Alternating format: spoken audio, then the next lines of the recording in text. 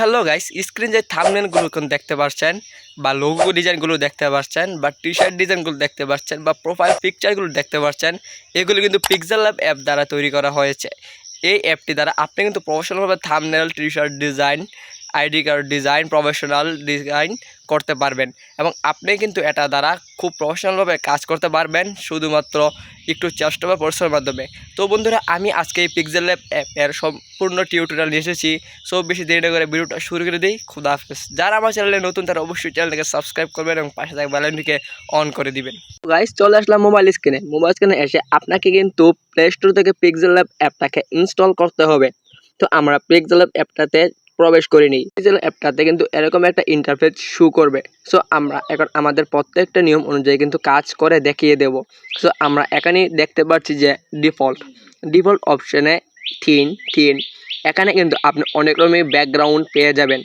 ব্যাকগ্রাউন্ডটি আপনি কিন্তু আপনার প্রোফাইল ছবির পিছে বা অনেক ধরনের পিছে কিন্তু সেট করতে পারবেন বা থাম্বনেলের পিছেও এই ব্যাকগ্রাউন্ডটি কিন্তু সেট করতে পারবেন। এখান থেকে আপনি কিন্তু অনেক সুন্দর সুন্দর ব্যাকগ্রাউন্ড কিন্তু চুজ করতে পারবেন।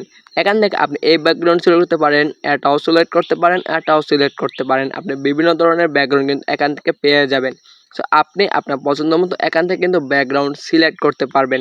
তারপরে কাজ হলো এটা মূলত টেক্সটের কাজে ব্যবহার করা হয়। সো আমি আপনাদেরকে কীভাবে প্রফেশনালভাবে টেক্সট লিখবেন তা দেখিয়ে দেবো। আমি আপনাদেরকে একটি প্রফেশনাল টেক্সট তৈরি করে দেখাবো। আমি প্লাস এখানে ক্লিক করলে এই টেক্সটটাকে ধরে এখানে অপশন দিলে টেক্সটটা কিন্তু ডিলিট হয়ে যাবে। তো আমি এই টেক্সটের উপর ক্লিক করব। ক্লিক করে এটার উপর ডাবল প্রেস করব। প্রেস করার পর এখান থেকে পুরো লেখাটাকে ডিলিট করে দেব। তারপর এখান থেকে আমি একটি লিখবো। ধরুন আমি লিখলাম আর্জেন্টিনা। এখান থেকে ওকেতে ক্লিক করব। লেখাটা কীভাবে আরও ডিজাইনার বা সুন্দর করা যায় সেটা দেখে আমরা এখন লক্ষ্য করব। সো আমরা এখানে দেখুন লেখা আছে কপি। এই কপির মধ্যে টাচ করলে আমার এই লেখাটা কিন্তু দুটি হয়ে যাবে। দেখুন আমার একটি লেখা কিন্তু দুটি হয়ে গেছে। তারপর লেখা আছে টু ফ্রন্ট। এটি আপনার লেখাটাকে শুরু করতে বা এদিকে নিতে কাজ লাগবে। তারপর দেখুন পজিশন দেওয়ার পর আপনার লেখাটা কিন্তু কোন পজিশন রাখবেন সেটা ঠিক হয়ে যাবে।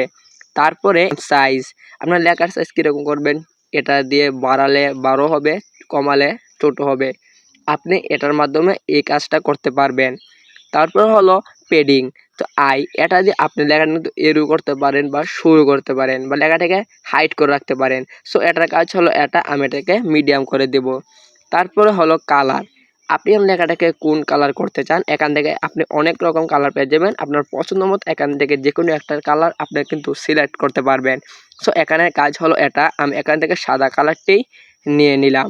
তারপর আমি এখান থেকে টিক চিহ্নের মধ্যে ক্লিক করলাম। আর হ্যাঁ, এখান থেকে আপনি কিন্তু এই লেখাটাকে গ্রেডিয়েন্ট কালার করতে পারবেন। এখান থেকে আপনি হাজারো রকম গ্রেডিয়েন্ট কালার পেয়ে যাবেন। এখান থেকে আপনি এটা গ্রেডিয়েন্ট কালার কিন্তু চুজ করতে পারেন।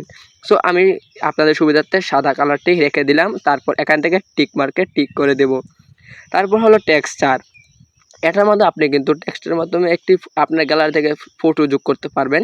তো আমি আপনাদেরকে দেখিয়ে দিচ্ছি। এখান থেকে আমি আমার এই গ্যালারির ফটোটাকে যোগ করে দেব।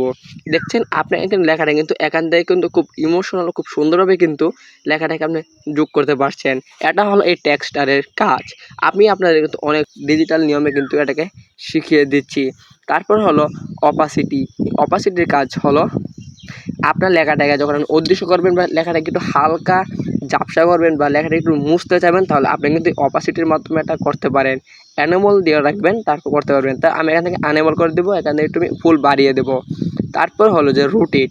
এই রোটেটের মাধ্যমে আপনি কিন্তু লেখাটাকে ঘুরাতে পারবেন, যে মন চায় সেদিক করতে পারবেন। এটা হলো রোটেটের কাজ। তারপর হলো মাস্ক। এটার মাধ্যমে আপনার লেখাটা দেখতে পাচ্ছেন, লেখাটাকে আপনি এরকম করতে পারেন। যেহেতু রাখবেন লেখাটা কিন্তু তত ঘুরে যাবে, এদিক ঘুরে যাবে। তো এটা হলো এটার কাজ। তো আমি এটাকে আনএবল করে দেবো, আপনারা চাইলে এটাকে ব্যবহার করতে পারেন। তারপর হলো ফ্রন্ট। আপনি এখান থেকে অনেক রকমের ফ্রন্ট পেয়ে যাবেন। আপনি চাইলে এখান থেকে আপনি ফ্রন্ট কিন্তু পেস্ট করে বাংলা ফ্রন্ট এখানে যোগ করতে পারেন। তো আমি এখান থেকে আর যোগ করি না। আপনি যদি কমেন্টে জানিয়ে দেন কীভাবে বাংলা ফ্রন্ট যোগ করব, বাংলা ফ্রন্ট যোগ করে ব্যবহার করব, তো আমি আপনাদেরকে সেটা একটি ভিডিও নিয়ে আসবো। তো এখান থেকে আপনি অনেক রকম ফ্রন্ট যোগ করতে পারেন। আমি ফ্রন্টটাকে আপনাকে দেখিয়ে দিচ্ছি। এটা হলো ফ্রন্টের কাজ। সো এখান থেকে তারপর হলো বি স্টাইল। আপনি আপনার লেখাটাকে যদি বড় করতে চান বা একটু মোটা করতে চান, তাহলে বোল্টের মধ্যে ক্লিক করবেন। যদি আপনার লেখাটাকে আপনি ইটালিক করতে চান, তাহলে আয়ের মধ্যে ক্লিক করবেন।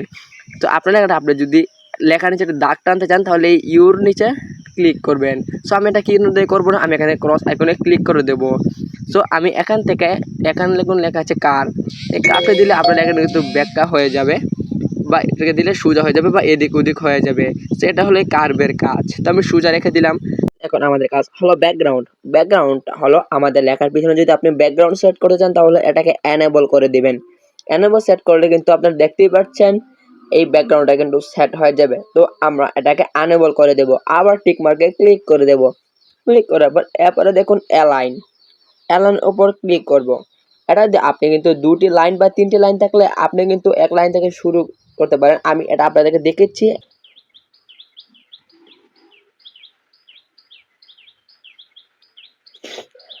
আমাদের লাইনটি লেখা শেষ হলো। এখন কিন্তু আমরা এই অ্যালাইনের কাজটাকে করে নেব।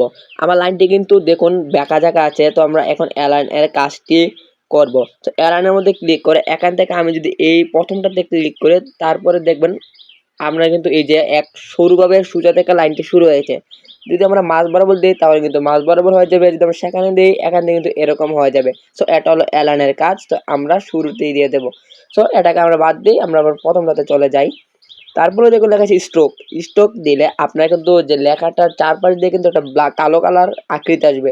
এই দেখুন লেখাটার চারদিকে কিন্তু কালো কালার একটা আকৃতি আসছে।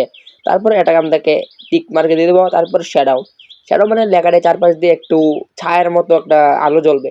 দেখুন ব্ল্যাক কালার হচ্ছে, লাল কালার দিতে পারেন, সাদা দিতে পারেন, আর বিভিন্ন কালার আপনার চয়েস মতো দিতে পারেন। আমি কালো দিয়ে রাখবো, এটাই বেস্ট। টিক চিহ্নতে ক্লিক করবো। তারপর এখান থেকে টেক্সটের জন্য আছে 3D টেক্সটের ব্যাকগ্রাউন্ড কিন্তু অনেকটা বেস্ট বা এনেবল সৌন্দর্য থাকবে। তো আমরা টেক্সটের ব্যাকগ্রাউন্ডে এনেবল করে দেবো। দেখতেই পাচ্ছেন আপনার আগে কিরকম ছিল এখন কিরকম হয়ে গেছে। তো আমরা এটাকে এনেবল করে দেবো। এটা হলো টেক্সটের সমস্ত কাজ। টেক্সটের কাজ শেষ, তো আমরা চলে যাবো মাঝখানে শিরোপে। তো আমরা এখানে চলে আসলাম। এখানে আমরা এখান থেকে কিন্তু স্টিকার যোগ করতে পারবো। এই স্টিকার যোগ করলে আপনাকে কিন্তু ক্রেডিট কার্ড বা ডেবিট কার্ডের মাধ্যমে কিন্তু টাকা পে করতে হবে। তো আমরা এই স্টিকার বা এখান থেকে ইমোজি সেট করতে পারবো, অনেক রকম ইমোজি সেট করতে পারবো। সো আপনাদের নিজের ইচ্ছে মতো পছন্দ মতো আপনাদের থাম্বনেল বা ভিডিও অনুযায়ী বা টাইটেল অনুযায়ী আপনারা টেক্সট সেট করে নেবেন। সো এটা হলো ইমোজির কাজ। তারপরে দেখুন আছে রিসিলেক্ট।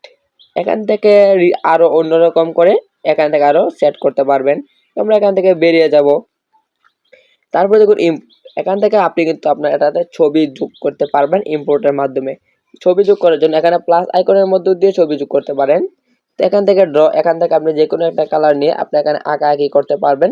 এখান থেকে বেরিয়ে যাব। তারপরে শেপ, এখান থেকে আপনি কিন্তু শেপ নিতে পারবেন। শেপটাকে বিভিন্ন রকম করতে পারবেন। এই শেপটা কাজে লাগে মূলত আপনার প্রোফাইল পিকচার তৈরি করলে বা আপনি যখন একটা ভিজিটিং কার্ড তৈরি করবেন আপনার ছবিটা যেটা যোগ করবেন তার ক্ষেত্রে বা একটা আইডি কার্ডের ক্ষেত্রে। তো শেপটিকে আমি ডিলিট করে দেব। এখান থেকে আপনাকে ছবির ব্যাকগ্রাউন্ড ইরেজ করতে পারবেন।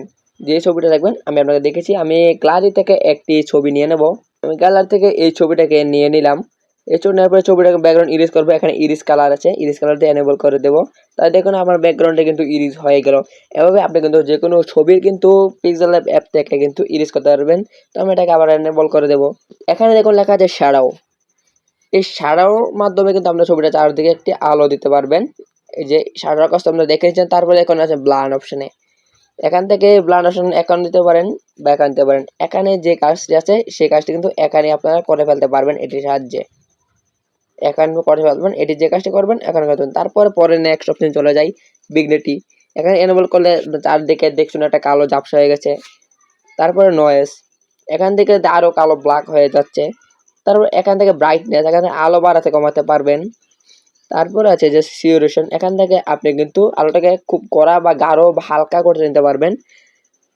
তো এখান থেকে 5টি অপশনের কাজ শেষ করা হলো। আপনারা যদি একটি সেভ করতে চান তাহলে এই অপশনটা দিয়ে এখানে সেভ এস ইমেজ দিলে কিন্তু এই ছবিটা সেভ হয়ে যাবে।